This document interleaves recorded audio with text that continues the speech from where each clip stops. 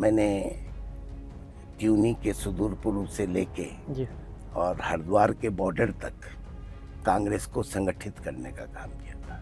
लेकिन कुछ लोगों ने अपने पैरों पे अपना भी कुल्हाड़ी मारी। जी वो हमने तो नहीं कहा था।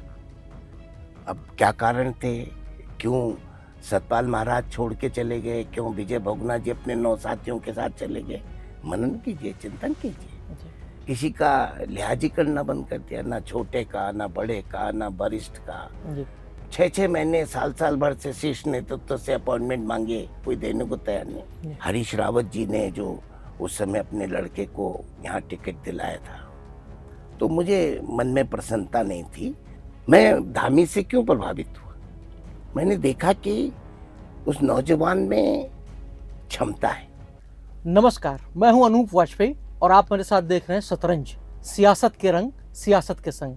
तो एक और सियासतदान मेरे साथ हैं, एक ऐसे राजनेता मेरे साथ हैं जो लंबे समय से उत्तराखंड की राजनीति में सक्रिय हैं। और आज बात करेंगे हम अग्रवाल साहब से। अग्रवाल साहब, आपका बहुत बहुत स्वागत है अमर उजाला के इस कार्यक्रम में। धन्यवाद आपका। ये हमारा जो कार्यक्रम है विशुद्ध रूप से राजनीतिक कार्यक्रम है और राजनीतिक बातें हम आपके साथ थोड़ी देर करेंगे। तो सबसे पहला सवाल ही यही है कि आप बहुत लंबे समय तक एक ऐसी पार्टी से जुड़े रहे, कांग्रेस से जुड़े रहे, एक लंबी विचारधारा के साथ जुड़े रहे। अचानक से जो फैसला हुआ, इसके पीछे का क्या मर्म है?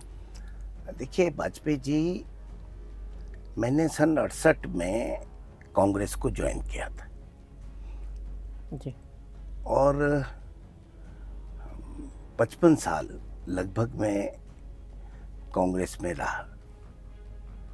कांग्रेस में मैंने संगठनात्मक तरीके से जी पार्टी में जमीनी स्तर से लेके यूथ कांग्रेस में महामंत्री, शहर अध्यक्ष यूथ कांग्रेस का, जी जिले में जिला कांग्रेस कमेटी का उपाध्यक्ष, जिला कांग्रेस कमेटी का अध्यक्ष, शहर कांग्रेस कमेटी का अध्यक्ष। मतलब मैं अकेला ऐसा राजनेता था कि जिसने शहर और जिला दोनों में अपना राजनीतिक कार्य किया है।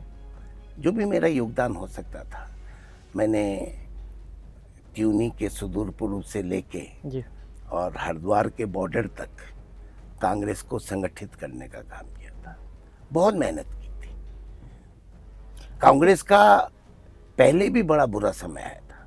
77 का समय हम देखते हैं, दूसरे समय हम देखते हैं। जब संजय गांधी देहरादून आते थे तो मैं उनका जमानती था जी मैं उनका वकील था, मेरा भी वकालतनामे में नाम था। सब लड़ाइयाँ लड़ी गई और सबने बड़ी मेहनत से लड़ाई लड़ी। जब उत्तराखंड आंदोलन हुआ तो मुझे आज भी याद है कि जब नरसिम्हा राव जी पौड़ी में आए बहुगुणा जी की मूर्ति का अनावरण करने, तो मैंने उन्हें एक ज्ञापन दिया। मैं जिलाध्यक्ष था और मैंने कहा कि हम कई बार उनसे दिल्ली में मिल चुके थे पहले, कई डेलीगेशंस के साथ, कि पृथक पर्वत राज्य बनाइए।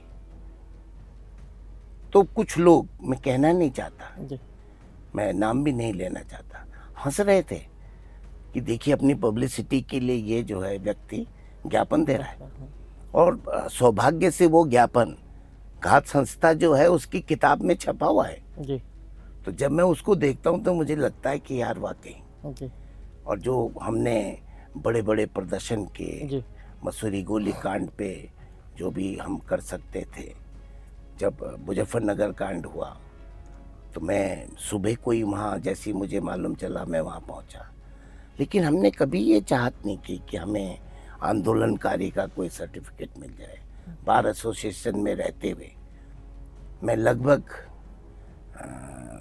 10 वर्ष, 7 वर्ष तक कंटिन्यूअस महामंत्री रहा हूँ। मतलब नहीं, आपने जिस समय पार्टी छोड़ी, आप स्टार प्रचारक थे पार्टी नहीं, के। मैं स्टार होने के बाद मैं बता रहा हूँ आपको, मैं उपाध्यक्ष रहा वहाँ 2 साल, 1 साल अध्यक्ष रहा जी। तो मैंने भी पार्टी को 55 साल दिया। ऐसा नहीं, पार्टी ने भी मुझे दिया।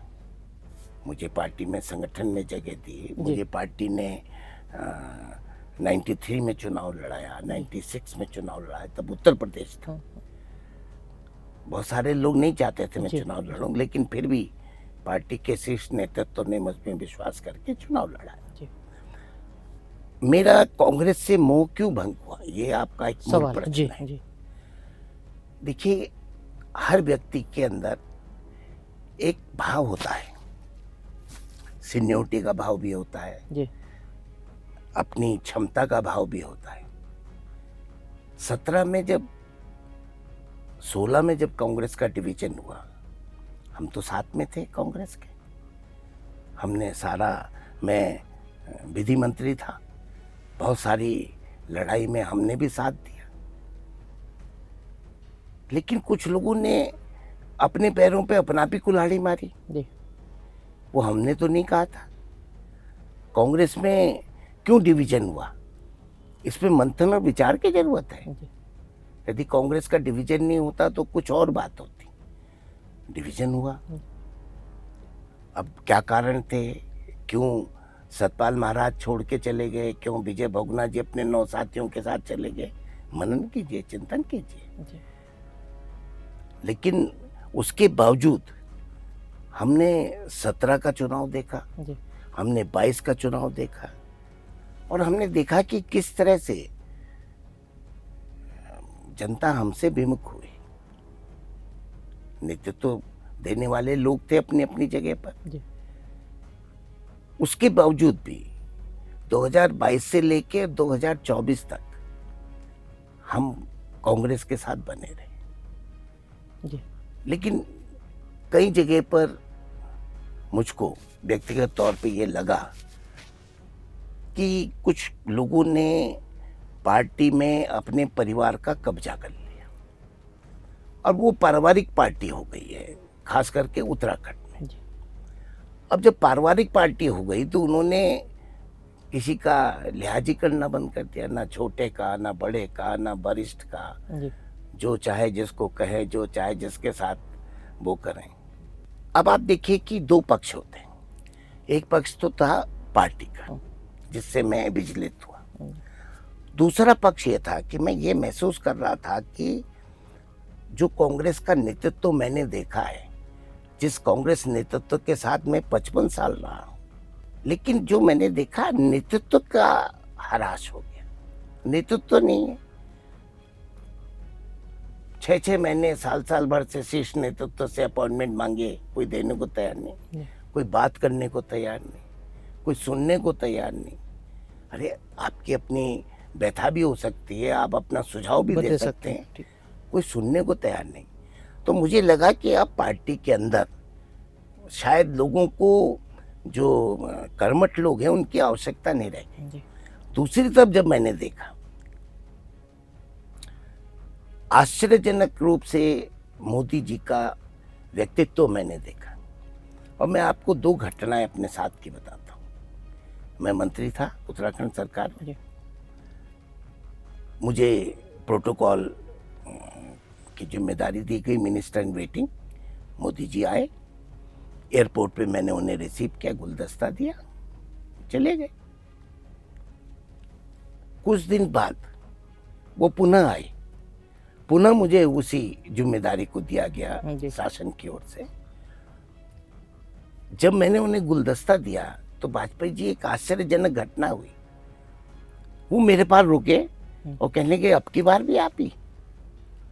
तो मुझे लगा कि कितनी शार्पनेस है, कितना जबरदस्त वो है, व्यक्ति को पहचानने की ताकत है। आप देखिए कि जब मुझे लगा 2024 में जब चुनाव होने को था, तो मैं इस बात से प्रसन्न नहीं था कि मैं, हरीश रावत जी ने जो उस समय अपने लड़के को यहाँ टिकट दिलाया था, तो मुझे मन में प्रसन्नता नहीं थी। मेरे मन में ये भाव था कि किसी न किसी व्यक्ति को जो हरिद्वार से या देहरादून से संबंधित हो, उसको चुनाव लड़ाना चाहिए। हरीश रावत जी मेरे घर आए, उन्होंने मुझसे कहा कि भाई मेरे लड़के को टिकट है। मैंने कहा देखिए रावत जी, मैं बहुत साफ बात कह रहा हूँ। तब तक मेरा मन नहीं बना था जाने का। मैंने कहा मैं आपके लड़के को सपोर्ट नहीं करूँगा। चाहे कभी किसी और का भी, भगुना जी के बेटे का चुनाव हुआ, भगुना जी का चुनाव हुआ, हरीश रावत जी की वाइफ का चुनाव हुआ, मैंने हमेशा एक कार्यकर्ता को, कर्मठ कार्यकर्ता की तरह उन सबका सहयोग किया। तो मैंने बहुत साफ कहा। 3 बार जब बात हुई, एक बार वो आए, फिर दोबारा आए, फिर प्रीतम सिंह जी के साथ आए, मैंने कहा, तीसरी बार मैंने कहा कि मैं अब मन बना रहा हूं कि मैं अब पार्टी में नहीं रहूंगा। मुझे मुख्यमंत्री धामी जी का फोन आया। अब वो मैं तो नहीं जानता क्यों आया, कैसे आया। उन्होंने मुझे ऑफर किया कि भाई साहब, मैं तो आपके साथ विधायक भी रहा हूँ 2012 में जी, और आप हमारे साथ आइए। उसके बाद मेरे पास त्रिवेंद्र रावत जी का फोन आया। त्रिवेंद्र रावत जी भी मेरे साथ 2002 से विधायक थे। मेरे बहुत अच्छे मित्र हैं, छोटे भाई हैं, दोनों ही छोटे भाई हैं। उनका भी फोन आया, फिर और लोग भी आए। तो मैंने मन बनाया, क्योंकि मेरे मन में भाव था कि इस पार्टी में एक डेडिकेशन है। और जो हम इसी से जुड़ा जो हमारा सवाल था, मतलब दूसरा वाला, कि आप मंत्री भी रहे सरकारों में, विधायक भी रहे, संगठन में भी काम किया, अब आप बीजेपी में हैं और अच्छी तरीके से हैं। तो कल्चर का जो फ़र्क जो आप बता रहे हैं, उसी को थोड़ा सा और एलिब्रेट करेंगे हम इस बात को कि क्या कार्य संस्कृति में कितना बदलाव देख रहे हैं। देखिए, मैं समझता हूँ कि पहले कांग्रेस की संस्कृति सम्मान की संस्कृति थी, इज्जत की संस्कृति थी। आज तो कुछ रह ही नहीं गया जी। मैं वहाँ जब कभी कभी देखता था तो मुझे बड़ी वो अपने में बड़ी घृणा आती थी कि कोई सम्मान ही नहीं है। आप देखिए कि देहरादून के अंदर जी, बहुत सारे वो नेता जो मेरे टाइम पे मेरे साथ सहयोगी भी रहे और शीर्ष में भी रहे, क्योंकि बहुत सारे लोगों का यहाँ से संबंध नहीं था राजनीति से। वो तो बाद में उत्तराखंड बनने के बाद वो नेता हो गए। पहले तो हम देहरादून के अंदर नेतृत्व किसका था? गुलाब सिंह जी का नेतृत्व था। बाद में ब्रह्मदत्त जी भी जुड़ गए, बाद में सकलानी जी थे।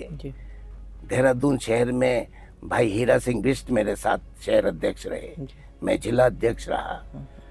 सबने बहुत मेहनत की। मैं धामी से क्यों प्रभावित हुआ? मैंने देखा कि उस नौजवान में क्षमता है, उस नौजवान में कार्य संस्कृति को कार्य करने की इच्छा है, सम्मान करने का भाव है। और जो मैं सबसे ज्यादा प्रभावित हुआ उससे, उसकी मोबिलिटी। उत्तराखंड के से पहले भी उत्तर प्रदेश में हमने देखा, उत्तराखंड में भी हमने देखा, जितनी मोबिलिटी राज्य के अंदर मुख्यमंत्री की उनके अंदर है, वो हर एक के लिए संभव नहीं। आप देखिए, 1 मिनट के लिए भी वो चैन से नहीं बैठते। कोई ऐसा नहीं है कि वो नहीं बैठ सकते, बैठ सकते हैं, क्या दिक्कत है, पहले भी बैठते थे लोग। तो इसलिए मुझे लगा, और जब मैं गया तो मेरे पास कोई ये मन में इच्छा नहीं थी। जब मैं गया तो मैं समझता हूँ कि बीजेपी का जितना शीर्ष नेतृत्व था उस समय यहाँ का, वो सारा मेरी ज्वाइनिंग में था, सारा। तो वो भी मेरे लिए एक सम्मान की बात है कि बीजेपी के हर व्यक्ति ने मुझे पार्टी में एक मतलब एक अच्छे रूप में देखा। मेरे मन में ये भावना था ना है कि मैं जा रहा हूँ बीजेपी में तो मुझे ये मिल जाएगा या ये मिलना चाहिए, ये कोई भाव नहीं था। मैं आज भी पार्टी में, यदि पार्टी मुझे ये कहती है कि दिनेश जी आपको चुनाव लड़ना है, मान लिया, मैं कोई दिक्कत नहीं। मैं धर्मपुर मेरा विधानसभा क्षेत्र है, ये भी सवाल। मसूरी से मैंने 2002 में भी चुनाव के लिए टिकट मांगा था, जो बाद में कुछ लोगों ने उसको रद्द करा दिया था। तब मैं लक्ष्मण चौक से लड़ा था, तो मुझे वहाँ भी दिक्कत नहीं। लेकिन आज कोई वैकेंसी नहीं है कि मैं आज एक दावेदार के रूप में खड़ा हो जाऊं और ये कहूं कि साहब मैं तो चुनाव लड़ रहा हूं। वो नहीं, ये पार्टी की इच्छा पे, ये पार्टी कहेगी कि आपको कहाँ काम करना है, मैं वहाँ काम करने को तैयार। तो कांग्रेस की जो अभी मतलब अभी नए तरीके से एक बार उन्होंने फिर शुरू किया, कुछ 2-3 लोगों की कमेटी बनाई, ये तो ठीक है, उनकी अपनी पार्टी है, वो अपने हिसाब से जैसे चाहे चले, लेकिन खामियां कहाँ पे हैं कांग्रेस आप को? मुझे एक बात बताइए, जब कोई कांग्रेस छोड़ के चला जाता है तो आप उसके लिए कोई भी भाषा का इस्तेमाल कर लें, कोई भी उच्चारण कर लें, वही व्यक्ति छोड़ के जब दोबारा आपके यहाँ आ जाता है तो आप उसको शीर्ष पे बिठा लेते हैं। तब नहीं सोचते आप। मैं किसी के व्यक्तिगत तौर पे खिलाफ नहीं हूँ, आप जरूर बिठाइए, आप में क्षमता की बात है तो आदमी की कि वो कहाँ पे जाता है, कहाँ पे आता है। लेकिन देखिए, सबसे बड़ी बात ये है कि बीजेपी को हराने के लिए आपके पास अस्त्र शस्त्र तो चाहिए, वो आपके पास है नहीं जी। ना। तो आपके पास प्रदेश में कोई ऐसा नेतृत्व हो कि जिसके लोग कहें कि नहीं साहब इसके हम कर लेंगे, क्योंकि जो हैं उनको सब लोग टेस्ट कर चुके हैं जी। उनको सर्वस्व बना के टेस्ट कर चुके हैं। 2017 में क्या हुआ, 2022 में क्या हुआ, हम जीते जीते हारे जी। तो आज कोई नई चीज टेस्टिंग करने की तो जरूरत नहीं है जी। आपके पास नीचे जमीनी स्तर में क्या स्थिति है वो अपने मुंह आप खुद ही देख लीजिए। यदि आप आंखें बंद करके रखना चाहते हैं तो उसका तो कबूतर वाला इलाज नहीं है कि वो मुझे तो कोई खाए, वो नहीं करेगा। तो वो वाली स्थिति है। तो मेरा मतलब ये है कि भाजपा के पास एक संगठित कैडर है। अमित शाह को मैं जब देखता हूँ राजनीतिक तौर पे, मैं बहुत विश्लेषण भी करता हूँ व्यक्ति का। आप उनका डेडिकेशन देखिए, वो 24 घंटे पार्टी में पूरे हिंदुस्तान भर में क्या हो रहा है उसकी नजर रखते हैं। और फिर जहाँ कहीं खुद उनको मेहनत करनी है, खुद निर्णय लेना है, खुद नीति बनानी है, खुद रचना करनी है, वहाँ मौजूद रहते हैं। तो आपके पास है कोई? आप कहते हैं इलेक्शन कमीशन, आप कहते हैं ईवीएम।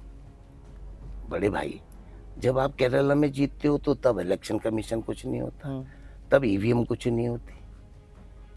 एक सवाल बहुत इम्पोर्टेंट है इस समय कि अपना प्रदेश 25 साल का हो गया है।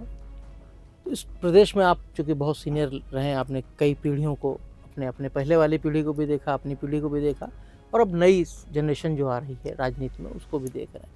जो संकल्प था आपने बताया कि जैसे कि एक कागज़ आपने तभी के प्रदेश बनना चाहिए, अलग प्रदेश बनना चाहिए, उस भूमिका को पूरी तरीके से क्या ये प्रदेश निभा पाया है? वो जो हमने जो सोचा गया था, ये जो आंदोलनकारियों की सोच थी कि हमारा प्रदेश बन जाए, उस दिशा में हम कहाँ तक पहुँचे हैं? देखिए, मैं ये तो नहीं कह सकता कि हमने संपूर्णता प्राप्त कर ली है, लेकिन प्रयास दोनों सरकारों ने किए एक टाइम पे। मैं ये महसूस करता हूँ कि उस समय पे नरेंद्र तिवारी जी उत्तराखंड आना चाहते थे, नहीं आना चाहते थे, मुझे नहीं मालूम जी। लेकिन मैं जब दिल्ली में गया तो कुछ नेताओं में, उनके नाम मैं नहीं लूँगा, उन्होंने जाते मुझसे कहा कि भाई सोनिया जी ने फैसला कर दिया है कि नरेंद्र तिवारी जी जो है उत्तराखंड के मुख्यमंत्री होंगे। तो मैं थोड़ा अचंभित भी हुआ, क्योंकि उस समय ऐसा नहीं लग रहा था। लेकिन जब यहाँ पर तिवारी जी आए और मैं देहरादून में था, हम 3 विधायक तिवारी जी के साथ गवर्नर को लेटर देने गए। तो कुछ लोगों को ये बात दिल्ली में बड़ी नागवार गुजरी, क्या रे साहब बताइए, ये तिवारी जी के साथ चले गए वहाँ। खैर, उस पे उन्होंने मुझे किसी रूप में वहाँ दंडित भी किया जी। मेरा राज्य मंत्री में नाम था, वो कटा। खैर कोई बात। तिवारी जी ने एक नींव डालने का काम किया था। और आप देखिए कि उस समय पे औद्योगिक विकास हुआ या नहीं हुआ, हुआ ना जी। हमारे बच्चों को नौकरियां मिली या नहीं मिली? बिल्कुल मिली ना जी। ये काम किसने किया? तिवारी जी ने। तिवारी जी का विजन था। जबकि तिवारी जी को लोग कहते थे तो कहते हैं उत्तराखंड मेरी लाश पे बनेगा, फलाना ढिमका, लेकिन वो व्यक्ति उत्तराखंड का व्यक्ति था, उसका भी प्यार उत्तराखंड से था। और उन्होंने जो नींव डाली यहाँ, मैं समझता हूँ कि आज भी उत्तराखंड उसी नींव पे आगे बढ़ रहा है जी। उसके बाद भाजपा की गवर्नमेंट आई, फिर कांग्रेस की गवर्नमेंट आई, अब 2 बार से फिर भाजपा की गवर्नमेंट है। मैं ऐसा महसूस कर रहा हूँ कि अब जो है मोदी जी ने स्वयं उत्तराखंड के अंदर व्यक्तिगत तौर पे जो इंटरेस्ट लिया है, जो यहाँ की तरफ देखा है, जो यहाँ पर परियोजनाएं इस समय चल रही हैं, ये आगे चलेंगी, तो धीरे धीरे जब हमारा पर्यटन बढ़ेगा, जब हमारा इंफ्रास्ट्रक्चर बेटर होगा, जब हमारी रोड्स बेटर होंगे, एक दिन में तो सब नहीं होता है, लेकिन प्रयास शुरू है। और मैं ऐसा महसूस करता हूँ कि जो हमारी जन भावनाएं हैं, वो मैं निश्चित रूप से कह सकता हूँ कि अभी ऐसा नहीं लगता कि वो पूर्ण हो गई या हमारे बच्चों को रोजगार मिल गया, लेकिन उसकी तरफ कदम बढ़ गए। और मेरा ऐसा विश्वास है कि वो निश्चित रूप से फलीभूत होंगे और हम उसमें सफल होंगे। पर खाली इसीलिए नहीं कि आज जो मैं देख रहा हूँ, मैं कहना नहीं चाहता कि बहुत सारे लोग हैं, बस कल को गवर्नमेंट आई और मैं मुख्यमंत्री, कल गवर्नमेंट आई मैं मुख्यमंत्री। अरे भाई, आओगे कैसे? बहुत सारे लोगों को पहले भी था कि मुख्यमंत्री आप ही बनोगे, लेकिन उन्होंने कभी प्रयास ही नहीं किया कि भाई विधायक जीत जाए। जब आप विधायकों को नहीं जिताओगे तो मुख्यमंत्री कहाँ से बन जाओगे? एक सवाल छूट गया था बीच में, वो सवाल इम्पोर्टेंट बहुत इसलिए कि क्या दिनेश अग्रवाल जी को इस बात का अफसोस रहा कि जिस समय विजय बहुगुणा के साथ लोग गए थे बीजेपी में, उसी समय चले गए होते तो शायद बहुत अच्छा होता? नहीं, मुझे कभी अफसोस नहीं, मुझे कतई अफसोस नहीं रहा। और मैं ये कहना चाहता हूँ कि कभी विजय बहुगुणा कैंप से मुझे ये ऑफर भी नहीं किया था कि आप हमारे साथ चलिए जी। कुछ लोग मेरे पास अदर देन उसके लिए आए थे जी। ये निश्चित है कि आए थे जी। मेरे घर पे उन्होंने मुझको अप्रोच किया था, लेकिन मैंने कहा नहीं, मैं कहीं नहीं जाऊंगा, मैं यहीं हूँ। और मैं बहुत ईमानदारी से रहा जी। मुझे कोई अफसोस नहीं था। ये तो जो परिस्थितियां बदली हैं जी, ये सब 22 और 24 के बाद बदली, और उन परिस्थितियों को मैंने बहुत ईमानदारी से कहा है। मैं ये उन लोगों में से नहीं हूँ कि जो कल किसी पे खामखाई के लिए आरोप लगा दें, लेकिन जो चीजें हैं वो सामने हैं, वो किसी से छिपी भी नहीं है। आप भाजपा में हैं और आप कह रहे हैं कि हमको सम्मान भी मिल रहा है, सरकार की भी आप तारीफ कर रहे हैं, संगठन में भी आपको जब ज्वाइनिंग हुई तो सारे वरिष्ठ नेता आपके साथ थे, सब कुछ थे। तो अब दिनेश अग्रवाल जी, आप अपनी किस भूमिका में देखेंगे बीजेपी में, या आपकी अभी कोई मन स्थिति है? आपने देखिए प्रदेश में एक लंबा समय राजनीति में बिताया। देखिए, मेरी मन स्थिति तो ये है कि चुनाव लड़ना है, नहीं लड़ना है, संगठन में मैंने आपसे कहा जी कि मैंने जब मैं कांग्रेस में था जी, तो पूर्ण रूपेण कांग्रेस के लिए समर्पित था, उसमें कहीं इफेंट बट नहीं था। मेरे मन में कभी ये भाव नहीं रहा कि ये है या ये।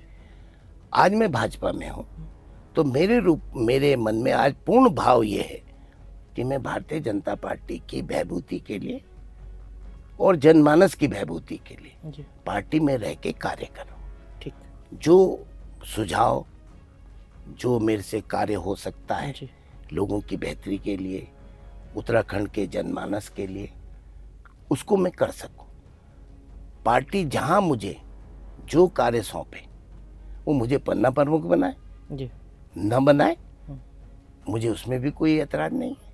मैं अपने को जब पार्टी के प्रति समर्पित कर चुका हूं तो मेरा पूर्ण दायित्व ये है कि मैं पार्टी को आगे बढ़ाने के लिए जो भी मेरे अंदर क्षमता है उसका उपयोग मैं पार्टी के लिए करूं। और मेरा ऐसा विश्वास है कि देखिए, कोई भी चुनाव तब तक नहीं जीता जा सकता जब तक आपके पास कुछ चीजें नहीं होंगी। आप खाली प्रेस कॉन्फ्रेंसों से, फेसबुक से, इनसे चुनाव नहीं जीत सकते। ये चंद लोगों के लिए एंटरटेनमेंट का साधन हो सकती है जी। आपको ग्राउंड लेवल पे जाना पड़ेगा, आपको ग्राउंड लेवल पे बात करनी पड़ेगी। और मैं ऐसा महसूस करता हूं कि भारतीय जनता पार्टी ने उस ओर कदम बढ़ा दिए। आपने पढ़ा होगा कुछ अखबारों में आजकल बड़ी सुर्खियों में कि साहब सर्वे हो गए, होते हैं, पार्टियां सर्वे कराती हैं, पार्टी विवेचना करती है, पार्टी अच्छाई बुराई का आकलन करती है। यही तो है जी। आप करने को तैयार नहीं है जी। आप अपने अपने में उलझे पड़े, तो जब आप अपने में उलझे रहेंगे तो दूसरा तो निश्चित रूप से आगे बढ़ेगा ना, अब उसको कैसे रोक देंगे? बिल्कुल उसको नहीं रोक सकते। जी तो इसलिए मैंने आपसे कहा कि अभी कोई वैकेंसी नहीं है, न वैकेंसी धर्मपुर में है, न वैकेंसी मसूरी में। मसूरी का नाम मैं क्यों ले रहा हूँ कि मसूरी मेरा होम टाउन है। मैंने अपने जीवन का बहुत लंबा कार्यकाल मसूरी में बिताया। लेकिन मैं ये कहना चाहता हूँ कि यदि कभी किसी स्टेज पे पार्टी मुझे कहे कि दिनेश जी आपको यहाँ चुनाव लड़ना है, तो मुझे कोई गुरेज नहीं है। और मैं तो पार्टी का समर्पित कार्यकर्ता हूँ, तो मुझे कोई ऐसी वो भी नहीं है कि मुझे चुनाव लड़ना है या मैं प्रतिद्वंदी हूँ किसी का, कुछ नहीं। मेरा सीधा उद्देश्य है कि उत्तराखंड में तीसरी बार भारतीय जनता पार्टी की एक प्रचंड सरकार बने, और वो सरकार जो हमारे जन सरोकार है, जो हमारी कहीं पर कमियां रह गई हैं, जो हमारी कहीं पर इच्छाएं रह गई हैं, उनकी पूर्ति के लिए काम करें। क्योंकि देखिए, जीवन के जिस कालखंड में आज हम हैं, उसमें हमारा यही प्रयास है कि हमारे जो नौनिहाल हैं, हमारे जो बच्चे हैं, उनको रोजगार मिले, उनको एक अच्छा जीवन यापन का वो मिले, हमारे क्षेत्र की बहबूदी हो, उसकी उन्नति हो, प्रगति हो। और उसके लिए लोग कहते हैं डबल इंजन की सरकार कहते हैं। अभी डबल इंजन की सरकार से आपको नुकसान हो रहा है या फायदा? आप आकलन कीजिए भैया। तो आपको नुकसान हो रहा है तो आप कहिए नहीं साहब हमें डबल इंजन नहीं चाहिए। और यदि फायदा हो रहा है, यदि मुझे किसी चीज से फायदा हो रहा है तो मुझे क्या दिक्कत है भाई? मैं तो अंगीकृत करूंगा उसको, तो अंगीकृत करना चाहिए। आज माफ कीजिएगा, जो पार्टी 2 आदमियों की पार्टी थी, 2 आदमी लोकसभा के सदस्य थे, वो आज कहाँ है? आज कितने राज्यों में उसकी सरकार है? कांग्रेस इतने राज्यों से बाहर हो गई, क्यों नहीं आ गई? क्यों नहीं उसका नेतृत्व तो वहां पर कुछ कर पाया? आप मान लिया एक राज्य में विजय प्राप्त कर लेते हैं या एक रैली कर लेते हैं, तो उसके बाद कहते हैं अरे हो गया, जनता मेरी है। भाजपा में ये नहीं है। भाजपा निरंतर इस बात का प्रयास करती है कि हम यहाँ पर हमारी क्या कमी रह गई। ये एक बड़ी चीज है, ये सीखने की चीज है, जो मैंने यहाँ आके सीखी। तो मैंने ये सीख है, और जीवन में कुछ ना कुछ सीखते रहना चाहिए। जीवन का है। और मैं बहुत अपने में खुश हूँ कि मैं भारतीय जनता पार्टी में हूँ, और मुझे कोई दुख नहीं है। मैंने जीवन के वो 55 साल भी अपने, मैं समझता हूँ, बड़े स्वर्णिम काटे हैं। मैंने वहाँ पर भी जो मेरी क्षमता थी, जो मेरा जितना मैं कर सकता था, वो मैंने वहाँ किया। उसका आकलन आज भी लोग मेरे पास जब आते हैं तो बराबर कहते हैं अरे आप दिनेश जी चुनाव लड़िए, फलाना करिए। मैंने कभी देखिए, ये सब चीज़ें होती नहीं है, ये समय के अनुसार होती हैं। और समय जो है वो बड़ा बलवान है। जब समय जैसा चाहेगा वैसा होगा। ये थे हमारे साथ दिनेश अग्रवाल जी। एक लंबा अनुभव है राजनीति का, एक उम्र के इस पड़ाव में भी हैं, जज्बा कायम है। अगर पार्टी मौका देगी तो भारतीय जनता पार्टी से फिर चुनाव लड़ने के लिए तैयार है। बहुत बहुत धन्यवाद आपका अग्रवाल। धन्यवाद। अगर आप ये वीडियो YouTube पर देख रहे हैं तो हमारे चैनल को सब्सक्राइब कर बेल आइकन दबाएं, और Facebook पर देख रहे हैं तो हमारे पेज को लाइक करें।